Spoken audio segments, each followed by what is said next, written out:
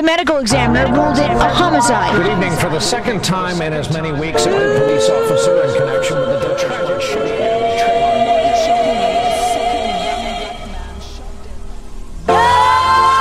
This is the revolutionary self-reevaluation of the Negro. This safe haven, chapel steeple for the upliftment of the people. And there is light. Like the sound of the pipe organ, before the king was crowned and the world knew his name, best believe he needed a forum. Dear old Morehouse remains. Yeah, when I think of King Chapel, I think of my dear brother, Reverend Dr. Lawrence Edward Carter, his visionary and courageous leadership in bringing together prophetic voices from all around the world, from Asia, from Africa, from the States, from Latin America. He brings people who are fundamentally committed to trying to tell the truth and bear witness.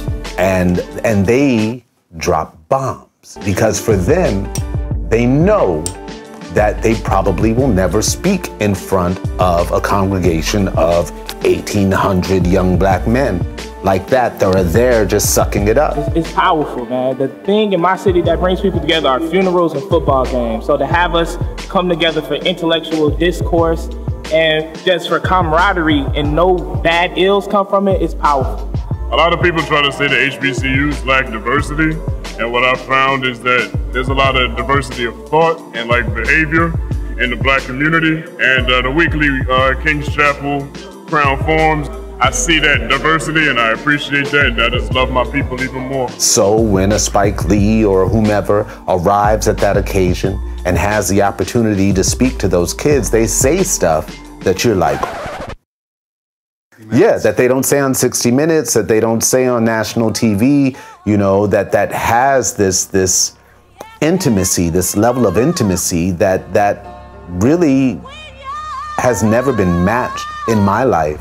There was instant news of another killing later. Eric Garner being taken down. These are the times that try a black man's soul. He was dead. Whether hands up or in illegal chokeholds, park pavilions or Walmart aisle foe. There are few safe spaces for brown male faces, constantly weathered and waned by societal strain. To turn boys to men before the end of the road, dear old Morehouse remains. That's probably the highest tribute to Martin King, because Martin, you know, he didn't want just brick and mortar. He didn't really want just folks to focus solely on him. He wanted people to focus on the tradition that produced him, because he's a part of that tradition, but he wants us to embrace that tradition, to become participants and not just spectators.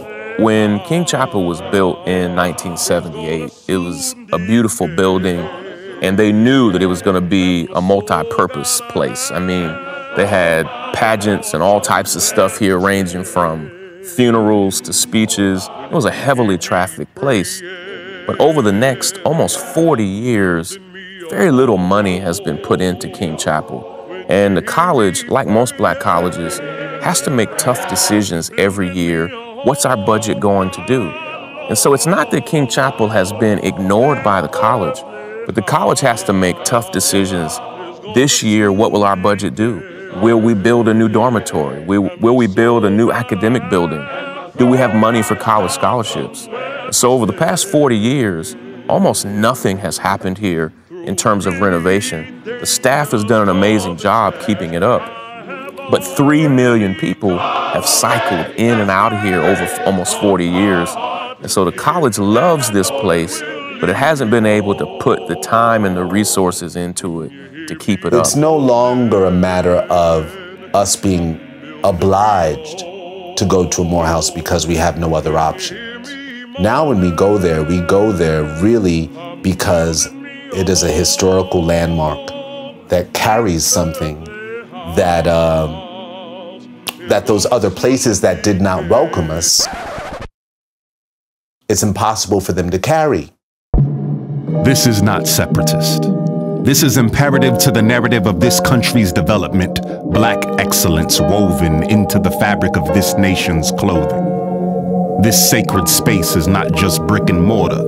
It's the incubator for these heroes of American culture, future thought leaders and world speakers going against the grain, setting the world ablaze, creating a new legacy, the black, brown, yellow, and ebony, dear old Morehouse remains. I think that anybody who has any commitment to Martin Luther King Jr., his example, his witness, and his legacy ought to zero in on the chapel here at the college that helped shape and mold it. These walls are sacred. Our American heroes have been nurtured in these halls and walls. And so now, for those of us who value our history, who value, you know, the fact that we'll be able to bring our children and show our children, hey, look, this is where we have to contribute.